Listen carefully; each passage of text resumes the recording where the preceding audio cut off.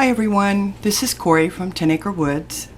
Today we're going to be doing a video on making your own melt and pour base. This one is going to be clear melt and pour, and I'm doing it because I got a relatively large order. I need to do 400 soaps that are relatively small, about the size of a 50-cent piece, and very detailed for a wedding. And I have not ever really found any melt and pour out there that I'm real happy with, so I make my own. So first, what I'm going to do is, in our pot here melting, we have 5 ounces of castor oil, 6 ounces of coconut oil, and 6 ounces of tallow. And the tallow I'm using today happens to be a deer tallow, but you can use whatever kind of tallow that you prefer. My lye solution is 5.1 ounces of distilled water and 2.44 ounces of sodium hydroxide. Off to the side, I have 9 ounces of propylene glycol, 3 ounces of vegetable glycerin, and 3 ounces of sugar dissolved in 3 ounces of distilled water. And those are your distillants, what you're going to distill your soap with. What I'm going to do is go ahead and let my oils melt, and then we'll be back. Okay everybody, we're back, and my oils are all melted now, as you can see, and I have mixed up my lye water, so I'm going to go ahead and mix that in and get a trace. One thing I wanted to correct on myself, I had said that the vegetable glycerin and the propylene glycol and the sugar solution were to distill it. They're actually called solvents. What it does is it makes them clear, I guess. I'm not quite sure how the science works on that. I just know that it works. So here's my lye water, and in we go.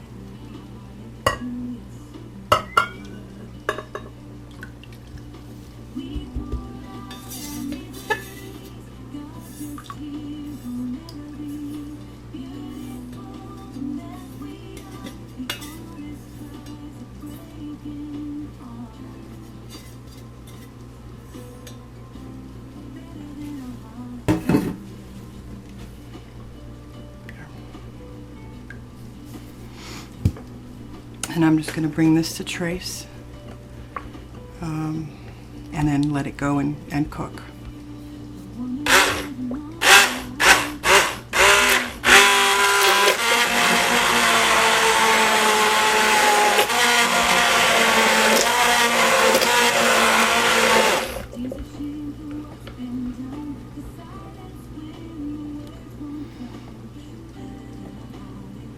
I hope there's enough light in there so you can see.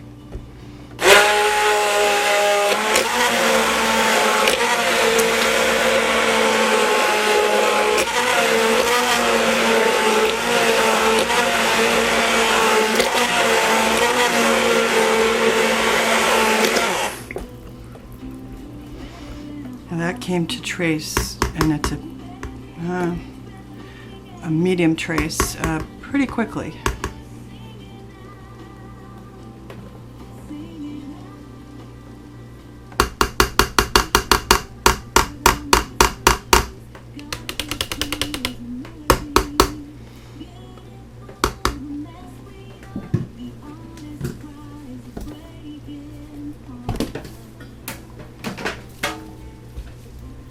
You can see it's thickening up pretty well.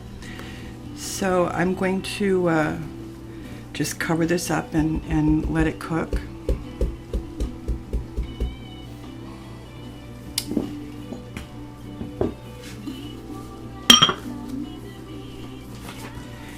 And there's a few steps to go with this. And what I'll do is, if I can figure out how to do it, I'll put them below the video. But, you know, step number one, of course, is to mix your lye in your distilled water, and then measure and melt your oils, and then cook it until the gel is complete. And so that's what we need to do here. And then it says to measure out and add your solvents, and I've already pre-measured mine, and the solvents need to go in a certain order. And so you do propylene glycol first, and then you stir it and you make sure that it's all incorporated. And then you go ahead and put in the glycerin and you stir that and get it all incorporated. And then finally you put in your sugar solution and you stir that. And then you're going to cover and cook it for anywhere between 20 to 40 minutes. And what that's for is, as it's cooking, it will become clear. And you'll want to stir it occasionally because it's going to want to get this skin on the top. And you need to make sure that that skin is always incorporated into the soap. And then once it's nice and clear and there's no skin on it, you're going to go ahead and put it into a mold. And what I'm going to do is I'm just going to pour it into a silicone mold that I have, and you know, tomorrow, and I'll get that on film. Tomorrow I'll just unmold it and we'll cut it and melt it and make it into something so that you can see how it actually works. Now I have this particular melt and pour base is clear, but I have actually made it with shea butter and goat's milk, and you know, just like the soaps that you can buy, and that doesn't go clear. That goes white, as you know when you buy it. But that's okay because you know it still takes color and it still works. In that case, what I did was I used instead of the 5.1 ounces of distilled water, I used a 1-to-1 ratio on the lye, which is the 2.4 ounces. So I used 2.4 ounces of distilled water, and then the remainder I used as goat's milk. Once I used heavy cream, that works also. And then on the shea butter, you can just, or cocoa butter, whatever you want to put in, mango, whatever, you can just change around. Like if you didn't want, you know, if you wanted to add some shea butter to your recipe, you would just subtract it from one of the other oils that you put in there. And that's how I did it. And then you would use the same solvents at the end to go ahead and you know, get it ready to turn clear. I mean to turn it into melt and pour. So that's that, and you know, we'll keep an eye on this. You can see it's already starting, you know, it's already to the mashed potato stage, so it's not going to take very long to get it to gel. And but once it gets to gel, we'll go ahead and bring you back and show you what to do next. Thanks. Okay, everybody, we're back. One thing I forgot to tell you, during the cook, be sure to stir it a couple of times, and don't get discouraged, because before it goes into the gel, it sort of it looks like it's too dry to do anything. It looks like mashed potatoes that hasn't got any butter or sour cream or anything like that. I mean, it's really, really dry. But don't worry about it. Just, you know, leave it in there to cook, and it will come to a gel just like this has, you can see, and it's, you know, come back together. So now we're going to go ahead and we're going to put the solvents in. And like I said, there's a certain order that you do it, and the first one is propylene glycol, and I use I use kosher food grade propylene glycol. and I just would recommend it. And you use 9 ounces of that, and so in that goes.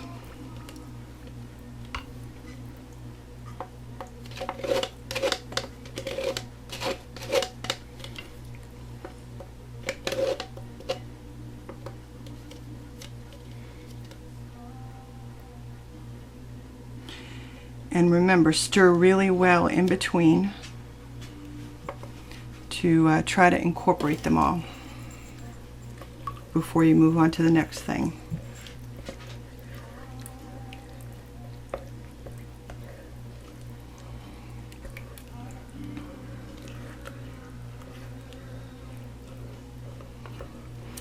I've been very busy since every time I shut the camera off, I go and do something else, and I've been working on embeds for my next group of soaps, and doing dishes, and you know, catching up with my paperwork, and I've got a couple of orders that I've been taking care of. And okay, so this looks like it's done really well. Okay, the next thing that goes in is 3 ounces of vegetable glycerin.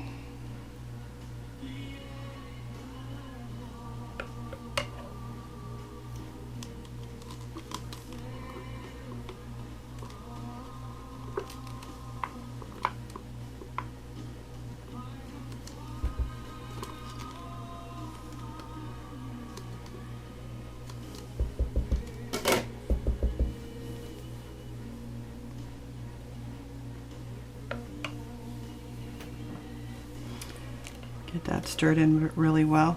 And as you can see, I'm hoping that you can see this. Let me put the light back on here. It's already starting to clear up a little bit. I don't know if you can see it, but it's starting to dissolve a little bit, and it's starting to clear up. So that, I mean, that it takes a while. Have patience, but eventually it'll all be clear. And it's just beautiful when it gets there. Okay, that's in.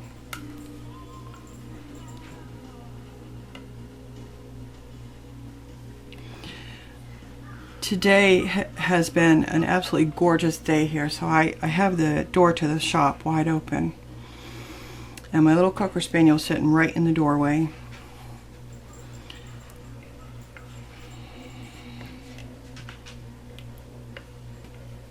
Okay, and the last addition is the simple syrup. It's a 1-to-1 simple syrup, 3 ounces of sugar to 3 ounces of distilled water, and make sure that it's all, as you can see, mine's all dissolved. There's nothing, you know, no clumps or anything. Well, there's a bubble, but there's no sugar left in. It's all solution, and that's the way you need to make sure that it is. And then go ahead and pour that in.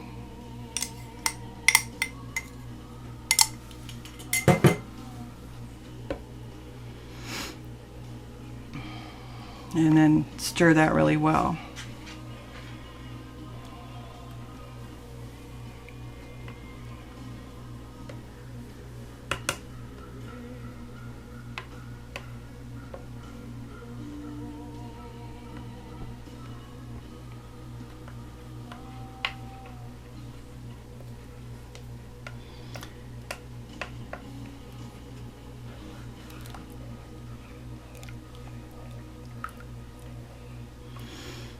So you can see it already, it's starting. But what you just need to do is, at this point, everything is mixed in, and it's very thoroughly mixed. And so you just need to put the cover on and stir it every once in a while to make sure that it doesn't get that skin on the top, like I told you. And then we'll be back.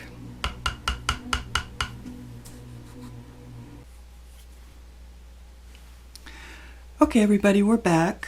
I have shut off my crock pot, and I'm taking the cover off now. And hopefully you can see how clear this is. There's nothing left floating in it. There's a little bit of bubbles on the top, but they disperse when you just stir it. You can see how beautiful the color is. And I'm going to go ahead and pour this into my mold. You need to be really careful because it's very hot, so hold on.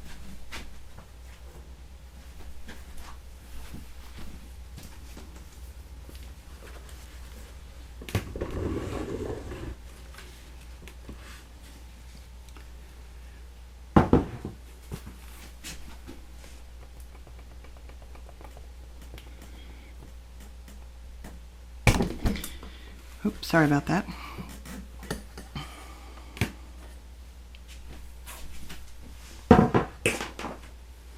It took a little bit longer this time for it to melt down, and I'm not sure if it was because the door to my shop is open today or was open today.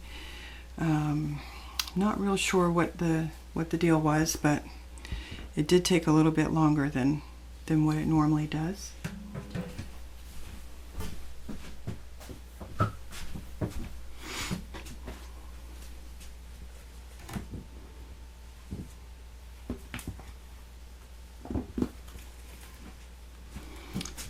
Go ahead and pour this.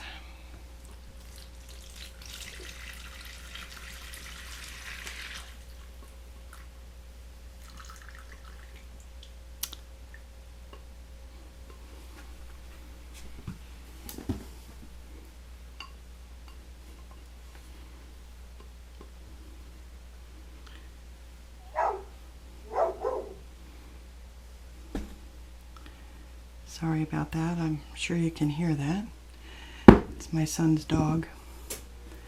Very unhappy. He's wanting dinner. Okay, so I will spilled some. I will go ahead and let this sit until tomorrow, and then we'll come back and go ahead and cut it and give it a test.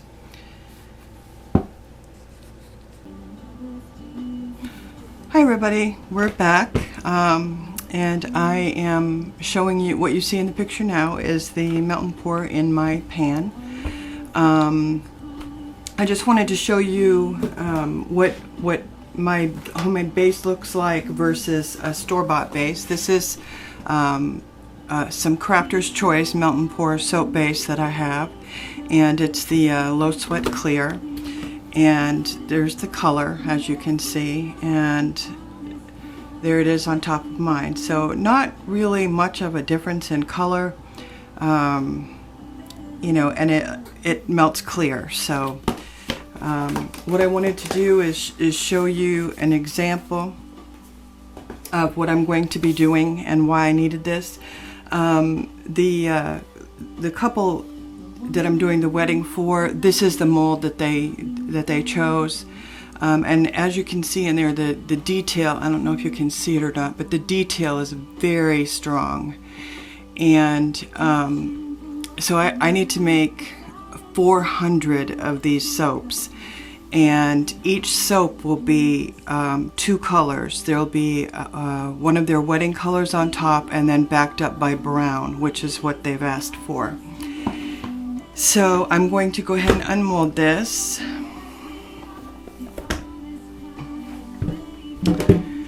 And you can see it's nice and, you know, nice and clear. Looks good. I'm really happy with it. And then we'll just cut off a piece. And it cuts very, very easily.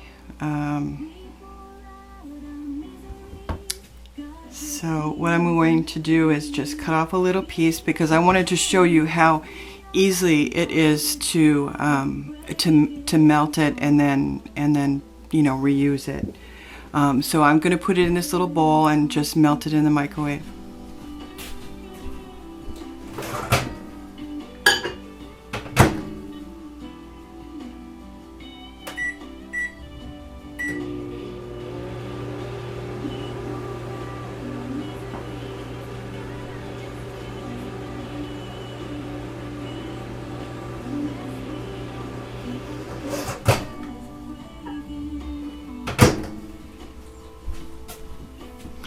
And here we are. So we'll get this out of the way. Put this here.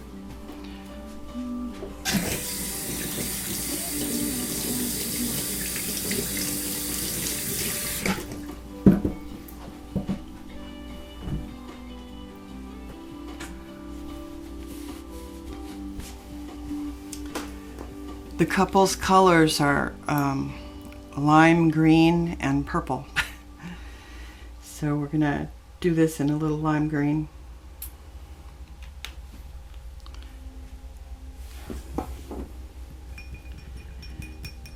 Yeah, lime green, purple, and brown.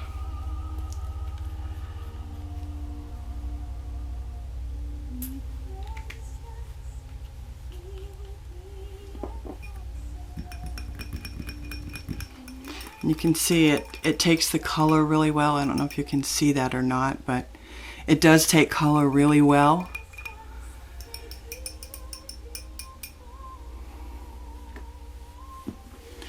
And then we'll just pour some in.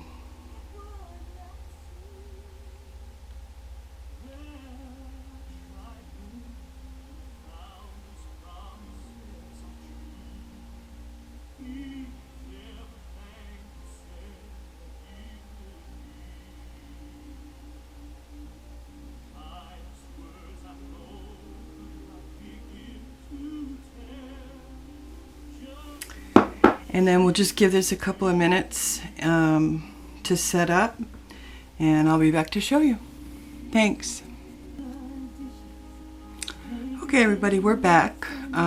Sorry it took me so long, but I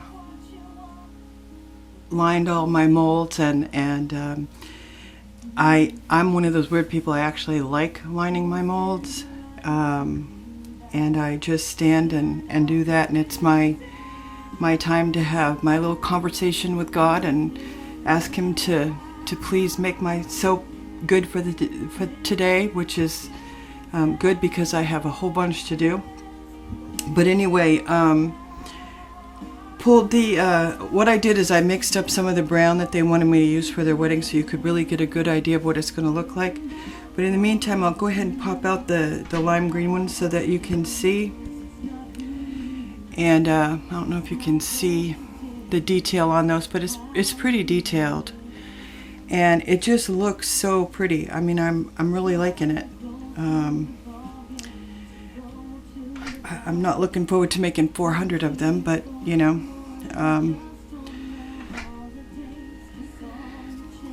but there's the tops to them anyway. And then I went ahead and did a couple of the brown ones so you could see what those are going to look like.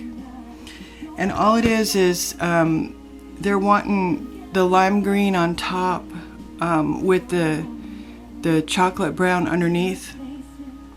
And the lime green ones are scented with Perfect Man. And then they also want a bright purple one to also, you know, they want one lime green and one purple. And the purple one is going to be scented with pink sugar. And so there'll be one pink sugar and one Perfect Man in each little organza bag. Let me get this out of here so you can see that. You can see how detailed they are. Oh, there we go. But I'm pretty pleased with the way it all came out, and you know, I'm hopeful that they'll like them. I need to do the purple ones, and so they'll see a sample of those. But thankfully, I have 4 of these Wilton heart-shaped things, so it shouldn't really take me all that long. That one came out perfectly. Ooh, let me turn that around so you can see it. But this one, I mean, it just came out perfect, I think. But anyway, there we are. And then while I was waiting, I also did some rainbow balls. I'm getting ready to make one of my rainbow soaps, and it just works beautifully. And I keep it in you know, I don't have a special container for it. I just keep it in Tupperware, and that works really well for me. And then I just put the cover on, and when I'm not using it, and that's how I store it. But generally, when I make it, I go through a batch this size within a day. I mean, it's done and gone within a day, because what I do is I'll make it, and then I'll make all my embeds for, you know, all the soaps that are coming up. And I like to do it with clear because, you know, I just think that it comes out better. It just wouldn't look the same if it wasn't clear. And, you know, I also I like knowing exactly what's in my product, and being able to tell people, you know, this is exactly what's in the product, and that it was made here, you know, locally. I don't know about where you live, but where I am, being made locally is a big deal. So that's it, and thank you for watching. And if you have any questions, go ahead and leave below, and I'll get to you. Thank you.